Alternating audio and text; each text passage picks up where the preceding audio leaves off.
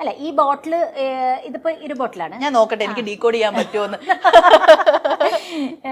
ഇതൊരു ബോട്ടിലാണ്. ഈ ബോട്ടിൽ ഇത്രയല്ലേ വെള്ളമുള്ളൂ.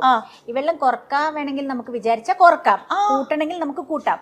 പക്ഷെ വേണ്ട, ഈ ബോട്ടിൽ നിന്ന് നമുക്ക് എന്തെങ്കിലും പ്രൊഡക്റ്റ് ചെയ്യിപ്പിക്കാം. ഇതിന്റെ അകത്തുനിന്നോ അല്ലെങ്കിൽ ഇതിന്റെ സൈഡിൽ നിന്നോ എവിടെന്നെങ്കിലും നമുക്ക് എന്തെങ്കിലും വസ്തു നമുക്ക് എടുക്കാം. അപ്പൊ നമ്മളിങ്ങനെ കയ്യിലിങ്ങനെ പിടിച്ചിരിക്കല്ലേ, 1 2 3 കയ്യിൽ പിടിച്ചിരിക്കില്ലേ, എന്റെ കൈ ശ്രദ്ധിച്ച് നോക്കണേ. 1 2 3 ഈ കൈ ഞാൻ എടുത്തിട്ട് ഇങ്ങനെ വെച്ചു, ഇങ്ങനെ വെച്ചു. ഇപ്പം ഒന്നുമില്ലല്ലോ, ഉറപ്പല്ലേ? ഇനി എന്റെ ഈ ബോട്ടിൽ എടുത്തു കഴിഞ്ഞാൽ ഇതിന്റെ അകത്ത് കൈയടക്കം എന്ന് പറയും. ഈ ബോട്ടിലിന്റെ അടിയിൽ ഒരു സാധനം ഉണ്ടാവും. എടുത്തു നോക്കിക്കോ, കണ്ടോ? ഹാൻഡ് ട്രിക്സ് ആണ്. അതെങ്ങനെ നമ്മുടെ കണ്ണുപിടിച്ച് സാധനം വന്നവിടെ.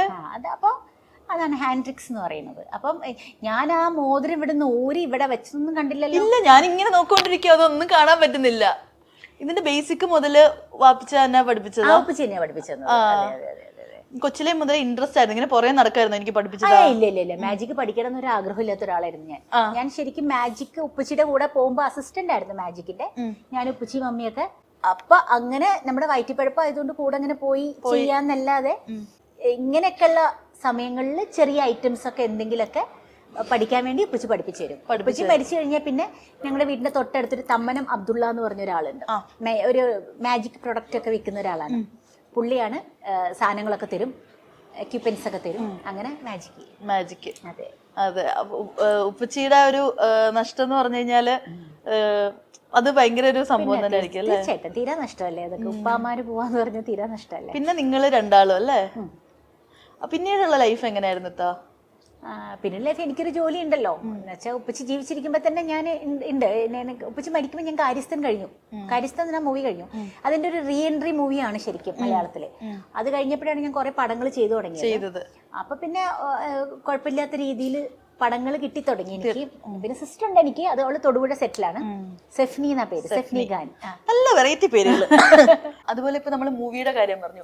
യൂഷ്വലി ഈ ഒരു സീരിയലില് ആക്ട് ചെയ്തവര് അധികം നമ്മള് സിനിമയില് കാണുന്നത് കുറവായിരിക്കും. അതുപോലെ സിനിമ ചെയ്യുന്നവര് സീരിയലില് കുറവായിരിക്കും. ഇത്തവണ കേസ് നോക്കുകയാണെങ്കിൽ സിനിമയിലുണ്ട് സീരിയലിലുണ്ട്. സീരിയലിൽ ഇപ്പൊ കുറെ ഞാൻ ചെയ്തിട്ട്, ബട്ട് സീരിയലും ചെയ്തിട്ടുണ്ട്. രണ്ടും ഉണ്ട്. രണ്ടും ഉണ്ട്. ആ സമയത്ത് സിനിമ കുറവായിരുന്നു. കൊല്ലത്തിൽ ഒരു 1-2 പടങ്ങളൊക്കെ ഉണ്ടായിരുന്നുള്ളൂ. അപ്പൊ ശരിക്കും എന്താ അതിന്റെ റീസൺ? അത് ഈ സിനിമ സീരിയല് അങ്ങനെ അങ്ങനെ റീസൺ എന്ന് പറയാനൊന്നുമില്ല. ആ കാലത്ത് പിന്നെ എനിക്ക് പറ്റിയ ക്യാരക്ടർ ഉണ്ടായിട്ടുണ്ടാവില്ല. കാരണം അത്ര ഒരു ക്യാരക്ടർ റോൾ ചെയ്യാൻ മാത്രമുള്ള ഒരു സൈസ് ഒന്നും അന്ന് ഇല്ലായിരുന്നു. ഞാൻ ഒരു ചേച്ചി, ഒരു ചേട്ടത്തിയമ്മ. എന്നാലും അതിൻ്റെ അകത്ത് വീണ്ടും ചില വീട്ടുകാര്യങ്ങൾ എന്ന് പറഞ്ഞ മൂവിയിലാണ് പിന്നെ ചേട്ടത്തിയമ്മയായിട്ട് ചെയ്തത്. ജയറാമേട്ടന്റെ ചേട്ടത്തിയമ്മ, ലോഹിദാസിന്റെ പടം, സത്യനന്ദിക്കാടിന്റെ മൂവി. പിന്നൊന്നും അങ്ങനത്തെ ക്യാരക്ടർ റോളുകൾ എനിക്ക് കിട്ടിയില്ലായിരുന്നു. അതുകൊണ്ടാണ്, വേറൊന്നുമല്ല. പിന്നെ കാര്യസ്ഥൻ കഴിഞ്ഞപ്പോൾ ആ കാര്യസ്ഥൻ ഹിറ്റ് ആയപ്പോഴാണ് കുറെ മൂവീസ് അങ്ങനെ. പിന്നെ നമ്മൾക്ക് തെസ്നി ഈ റോള് തെസ്നി ചെയ്താൽ നന്നാവും എന്ന് പറഞ്ഞിട്ട് ചിലവർ വിളിച്ചിട്ടാണ് ചില സിനിമകൾ ഞാൻ ചെയ്തത്. അങ്ങനെ അത് പിന്നെ ഇപ്പം നോക്കുന്നത് എന്താന്ന് വെച്ചാൽ ഇപ്പൊ സീരിയൽ ഞങ്ങൾ ചെയ്ത കാലത്തെ പോലത്തെ സീരിയലല്ല ഇപ്പൊ സീരിയൽ ശരിക്കും തെലുങ്ക് തമിഴ് സ്റ്റൈലായി മാറി. ഒരു അപൂർവം ചില സീരിയലിൽ മാത്രമേ ഉള്ളൂ ഒരു എന്താ പറയാ നാച്ചുറൽ ഫീൽ ചെയ്യുന്ന. അത്തരത്തിലുള്ള സീരിയൽസ് ശരിക്കും പറഞ്ഞാൽ നിങ്ങൾ മിസ് ചെയ്യുന്നുണ്ട്. പക്ഷേ ഓരോ ട്രെൻഡിനൊത്ത് മാറണം നമ്മള്. കാരണം ഇപ്പം ആൾക്കാർക്ക് ഇഷ്ടം സാരിയും ഓർണമെന്റ്സും ഒക്കെ കാണാനാണ്. ഒരു എപ്പിസോഡിൽ ആ ആർട്ടിസ്റ്റ് എത്ര സാരി ഉടുത്ത് ഏതുതരം കമ്മലിട്ട് അതാണ് അവര് വീട്ടമ്മമാര് പോയി ഷോപ്പ് ചെയ്യുന്നത്. മനസ്സിലായി? പണ്ട് അങ്ങനെയൊന്നും ഇല്ല. പണ്ടൊരു ചെറിയ ഞങ്ങളൊക്കെ കാലത്ത് ഒരു പഴഞ്ചൻ സാരിയൊക്കെ തരാറുണ്ട്. പണ്ട് എന്റെ ഉമ്മയൊക്കെ പറയാറുണ്ട് ബീനാന്റണിക്ക് എത്ര സാരി ഉണ്ടെന്ന് അറിയാം.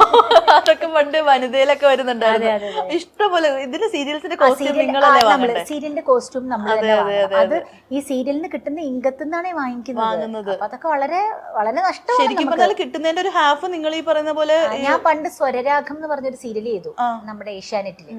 അതിൽ ഞാനൊരു ബ്രാഹ്മൺ ലേഡി ആയിട്ടാണ് അഭിനയിക്കുന്നത്. ആ ബ്രാഹ്മൺസ് എന്ന് പറയുമ്പോൾ ബ്രാഹ്മൺസ് കഥാപാത്രം കിട്ടുമ്പോ നമ്മൾ ബ്രാഹ്മൺസിന്റേതായ സ്റ്റൈല് സാരികൾ വാങ്ങിക്കണം. ചുങ്കടി മോഡൽ, ചെക്ക്, ചെറിയ പട്ടല്ല, ഞങ്ങള് സാധാ കുടുംബമാണ്. മനസ്സിലായി. ബിന്ദു പണിക്കരാണ് അമ്മ. ഞാൻ മൂത്ത മോള് കല്യാണി. എന്റെ ഇളയത് രശ്മി സോമൻ, മൂന്നാമത്തെ സുജാ കാർത്തിക. ഞങ്ങള് 3 പെൺകുട്ടികളാ. നല്ല സീരിയലായിരുന്നു അത്. അപ്പൊ മൂത്ത കുട്ടി എന്ന നിലയിൽ ഞാൻ കുറച്ച് എന്തായാലും മുല്ലപ്പ് വയ്ക്കും, മൂക്കുത്തി ഉണ്ടാവും, പൊട്ടൊക്കെ തൊട്ട് ആ ബ്രാഹ്മൺ സ്റ്റൈൽ തന്നെ ആയിരിക്കും. എന്നിട്ട് ഞാൻ ബ്രോഡ്വേ ബ്രാഹ്മൺസിന്റെ കടകളിൽ പോയിട്ട് ഓരോ ഷെഡ്യൂളും 5ഉം 10ഉം സാരി വെച്ചെടുക്കും, വാങ്ങും. ഒരു തവണ എടുത്തത് പിന്നെ റിപ്പീറ്റ് ചെയ്യാൻ പറ്റില്ലല്ലോ. പിന്നെ അത് സീരിയലൊക്കെ കഴിഞ്ഞപ്പോ പിന്നെ എലിമമാർക്കൊക്കെ കൊടുത്തു സാരി. അപ്പൊ കിട്ടുന്നതിന്റെ കൂടുതലും ഇങ്ങനെ അങ്ങ് പോകും. ഇപ്പോഴും അങ്ങനെ തന്നെയാണ് സീരിയലുകളുടെ കാര്യം.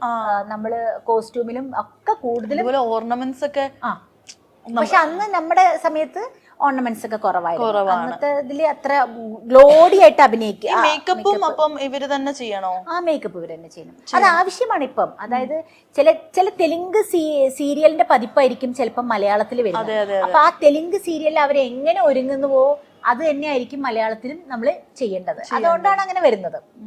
അല്ലാതെ ഇവരെ സ്വന്തം ഇഷ്ടത്തിന് വാരി വലിച്ച് ഒരുങ്ങുന്നല്ല. ഏറ്റവും കൂടുതൽ ഇതിനെ കുറിച്ച് വരുന്നൊരു നമ്മുടെ നാട്ടിലൊക്കെ പറയുന്നത് വെച്ച് കഴിഞ്ഞാല് അടുക്കളയിൽ കുക്ക് ചെയ്യുമ്പോഴും മറ്റേ മാലയും. പക്ഷെ അല്ല, അപ്പൊ നിങ്ങൾ ഹിന്ദി സീരിയലും തെലുങ്ക് സീരിയലും അവിടുത്തെ നമ്മുടെ ഓഡിയൻസിനാണല്ലോ ഇത്രയും കൂടെ ഇങ്ങനെ അബ്നോർമൽ ആയിട്ട് കാര്യങ്ങൾ ഇവരെ ഉറങ്ങുമ്പോ ഇങ്ങനെ.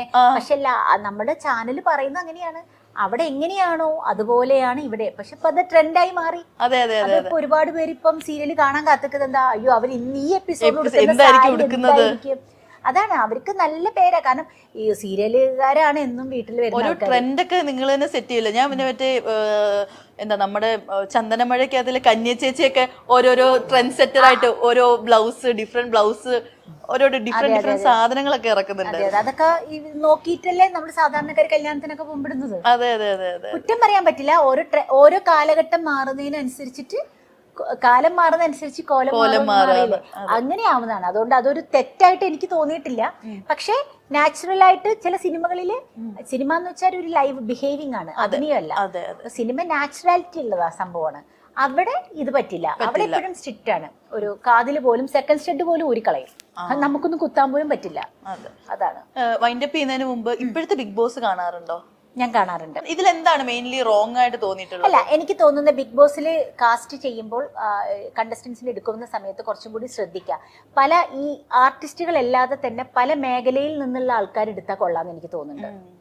എന്നാലും നമുക്ക് ശരിക്കും കുറച്ചും കൂടിയും ഒരു മോഡൽ രംഗത്ത് നിന്ന് ഒരാള്, ബിസിനസ് രംഗത്ത് നിന്ന് ഒരാള്, അങ്ങനെ എടുത്താൽ കുറച്ചും കൂടി നന്നായിരിക്കും. കൂടുതലും ഞങ്ങളുടെ ഒക്കെ ഷോ എന്ന് പറയുന്നത് കൂടുതലും ഞാൻ ചെന്ന് നോക്കുമ്പോ ഇതെന്താ കോമഡി മെഗാ ഷോ ആണോ? കോമഡി സ്റ്റാർസ് ആര്യ വരുന്നു, പാഷാണ ഷാജി വരുന്നു, വീണ നായർ വരുന്നു, ഞാൻ വരുന്നു. ഇല്ല, അത് അടുത്ത സീസണിലായിരുന്നു. അടുത്തല്ല, ഫസ്റ്റ് സീസൺ ആയിരുന്നു. അതെ. മഞ്ജു പത്രോസ് വരുന്നു. ഞാൻ പറയുന്നത് എന്ത് കോമഡി ഷോയോ ഇവിടെ. പക്ഷെ അവിടെ എപ്പോഴും നന്നാവില്ല. അത് കുശുബും എപ്പോഴും ഉണ്ടാവും. അവിടെ ജലസ് ഉണ്ടാവും. പല ഇൻഡസ്ട്രിയിൽ നിന്നുള്ള പല ആളുകൾ വരണം. പല തരത്തിലുള്ള ആൾക്കാർ വന്ന് ഒരു ബിഗ് ബോസ് ആയിരിക്കണം. അപ്പോഴേ നമുക്ക് യഥാർത്ഥത്തിൽ അതിന് ആർട്ടിസ്റ്റ് വേണമെങ്കിൽ ഒരാളെ രണ്ടുപേരും ഇടാം, കുഴപ്പമില്ല. പക്ഷെ പല മേഖലകളാണെങ്കിൽ കുറച്ചും കൂടി നന്നായിരുന്നു എനിക്ക് തോന്നാറുണ്ട്. പക്ഷെ എപ്പോഴും ആർട്ടിസ്റ്റുകൾക്ക് ആൾക്കാർ കണ്ടിരിക്കുന്നത് ആർട്ടിസ്റ്റുകളായിരിക്കുമല്ലോ. നമുക്കിങ്ങനെ എല്ലാ ആഴ്ചയിലും ലാലേട്ടൻ വന്ന് ഈ കാര്യങ്ങളൊക്കെ വീണ്ടും വീണ്ടും സംസാരിക്കണല്ലോ എന്നുള്ളൊരു തോന്നല. ലാലേട്ടൻ അത് നന്നായി ഹോസ്റ്റ് ചെയ്യുന്നുണ്ട്. ഇത്തവണ ലാലേട്ടനാന്ന് തോന്നുന്നു ഷോ കൊണ്ടുപോകുന്നത്. സത്യം പറഞ്ഞാൽ തീർച്ചയായിട്ടും അല്ലേ, ലാലേട്ടൻ തന്നെയാണ്. വേറെ എല്ലാവരെക്കാളും ലാലേട്ടൻ ഒരാള് കാരണം മാത്രമാണ് അത് കാണുന്നത്. വീക്കെൻഡ്സിലാണ് കൂടുതൽ ആളുകൾ. പിന്നെ ലാലേട്ടൻ എന്ന് പറഞ്ഞ ഒരാളില്ലെങ്കിൽ പിന്നെ ആ ഷോ കാണില്ല ആരും. ലാലേട്ടന് ഇപ്പൊ ലേറ്റസ്റ്റ് ആയിട്ട് അവാർഡൊക്കെ കിട്ടി. വിളിച്ചില്ല, മെസ്സേജ് ഇട്ടു, ഇൻസ്റ്റയില് ഷെയർ ചെയ്തു. അതൊക്കെ നമുക്ക് ചെയ്യാൻ പറ്റുമോ? ഒരുപാട് അങ്ങനെ എല്ലാവർക്കും അങ്ങനെ നല്ല, നമ്മുടെയൊക്കെ അഭിമാനമാണത്. അവരൊക്കെ ഉള്ള കാലത്ത് ഇൻഡസ്ട്രിയിൽ ഉണ്ടാവാന്ന് പറയുന്നത് തന്നെ നമ്മുടെയൊക്കെ ഒരു അഭിമാനമായിട്ട്. അതെ. ഇത്ത ഒരുപാട് സന്തോഷം ഇത്രയും നേരം സംസാരിച്ചതിൽ. ആൻഡ് ഇത്തക്ക് ഇനിയും ഒരുപാട് നല്ല നല്ല റോൾസ് കിട്ടട്ടെ. All the best. Thank you മോളെ. Thank you so much.